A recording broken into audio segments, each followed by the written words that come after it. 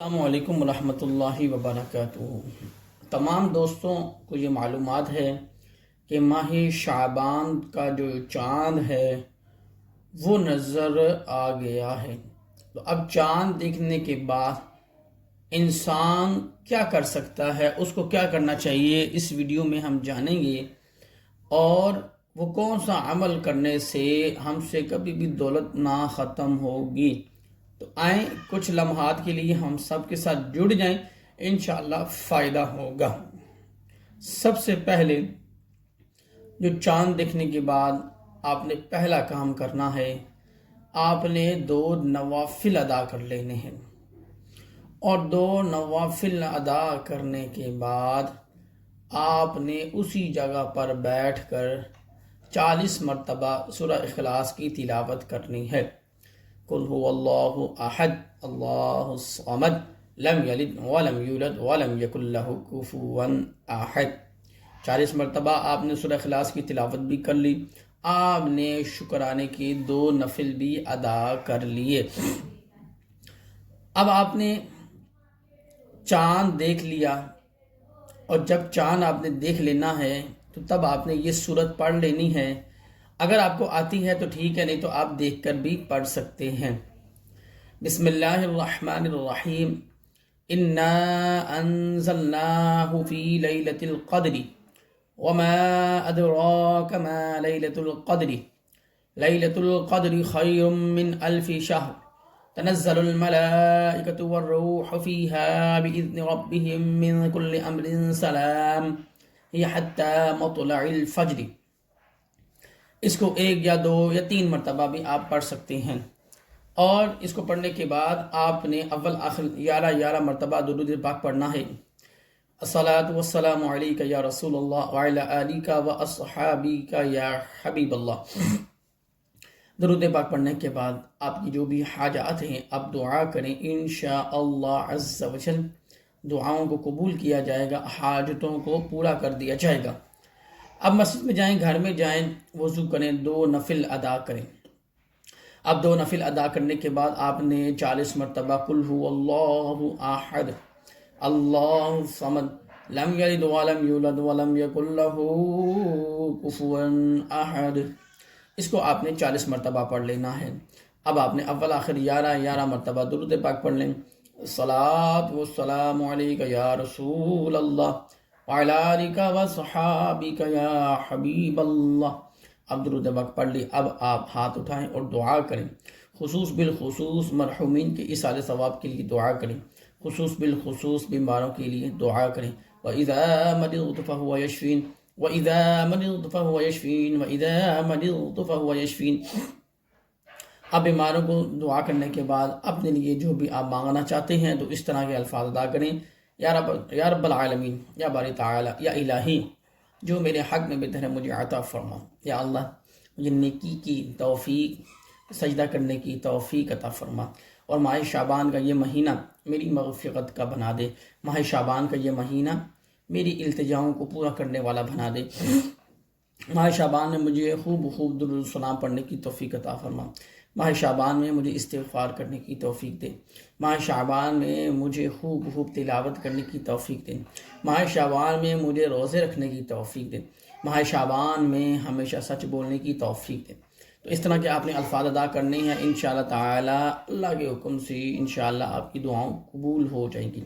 قرآن مجید میں اللہ تعالیٰ نے ارشاد فرمایا، نماز کے بعد دعا کرو کہ تمہاری دعاؤں کو قبول کیا جائے گا۔ تو آپ نے نفل نماز پڑھ لی ہے، آپ نے 40 مرتبہ سورہ اخلاص بھی پڑھ لی ہے، درود پاک بھی پڑھ لی ہے، تو اب دعائیں انشاءاللہ قبول ہوں گی۔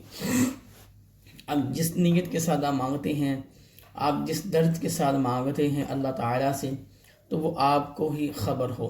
کوشش کریں انشاءاللہ اس کا بہترین اجر ملے گا۔ ہو سکے تو کوئی میٹھی چیز لے لیں، ہو سکے تو گھر میں کچھ بھی آپ کے پاس موجود ہے تو وہ لے لیں، اگر آپ کے پاس نمک ہے تو وہ لے لیں۔ اب آپ نے اس کے اوپر سورہ کوثر پڑھیں، اِنَّا أَعْطَيْنَاكَ الْكَوْثَرَ فَصَلِّ لِرَبِّكَ وَانْحَرْ إِنَّ شَانِئَكَ هُوَ الْأَبْتَرُ۔ ایک بات یاد رکھیے گا کہ قرآن مجید کو درست مخارج کے ساتھ پڑھنا یہ واجب ہے۔ تو آپ کوشش کیجئے گا کہ قرآن مجید کو درست مخارج کے ساتھ سیکھیں، پڑھیں، انشاءاللہ عز و جل اس کا فائدہ بھی ہوگا، اجر بھی ملے گا، اور آپ کی حاجتوں کو پورا بھی کیا جائے گا اللہ کے حکم سے۔ تو سورہ کوثر کو آپ 131 مرتبہ پڑھ لیں، 131۔ اِنَّا أَعْطَيْنَاكَ الْكَوْثَرَ فَصَلِّ لِرَبِّكَ وَانْحَرْ إِنَّ شَانِئَكَ هُوَ الْأَبْتَرُ۔ تو انشاءاللہ وہ چیز آپ تقسیم کر دیں اللہ کے حکم سے۔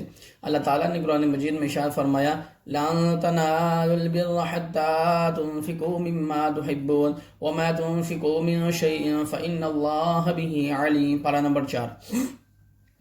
اللہ تعالیٰ نے کیا حکم دیا ہے کہ میرے قریب تر آنا چاہتے ہو تو اپنی پیاری چیز میری راہ میں خرچ کرو۔ اگر تم جو بھی خرچ کرتے ہو ہمیں معلوم ہے، ہم جانتے ہیں۔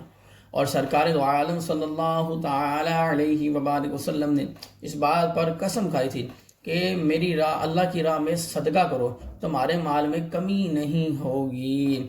تو انشاءاللہ تعالی حلال کمائی سے انشاءاللہ صدقہ بھی کریں گے، اور اللہ کے حکم اور رسول اللہ صلی اللہ تعالی علیہ وبارک وسلم آپ کے بتائے ہوئے اور آپ کی تعلیمات پر عمل کرتے ہوئے آپ کے طریقہ کار کے مطابق جو ہمیں بتایا گیا ہے اس طرح زندگی کو گزارنے کی سعادتیں اور توفیق عطا فرمائے۔ قرآن مجید میں اللہ تعالیٰ نے ارشاد فرمایا، وَبِالْوَالِدَيْنِ احسانا، یعنی اپنے والدین کے ساتھ اچھا سلوک کرو، نرمی والا سلوک کرو، آہستہ آواز میں بات کرو، اور اپنے ہمسایوں کا بھی خیال کرو۔ تو جہاں جہاں جس چیز کا حکم ہوا ہے عمل کرنے کی اللہ توفیق دے۔ شیطان انسان کا کھلا دشمن ہے، شیطان انسان کا کھلا دشمن ہے، شیطان انسان کا کھلا دشمن ہے۔ قرآن مجید میں بار بار ارشاد ہوا تو ہمیں چاہیے ہم اس سے بچیں۔ اب بچنا کیسے ہے؟ 3 صورتیں ہیں۔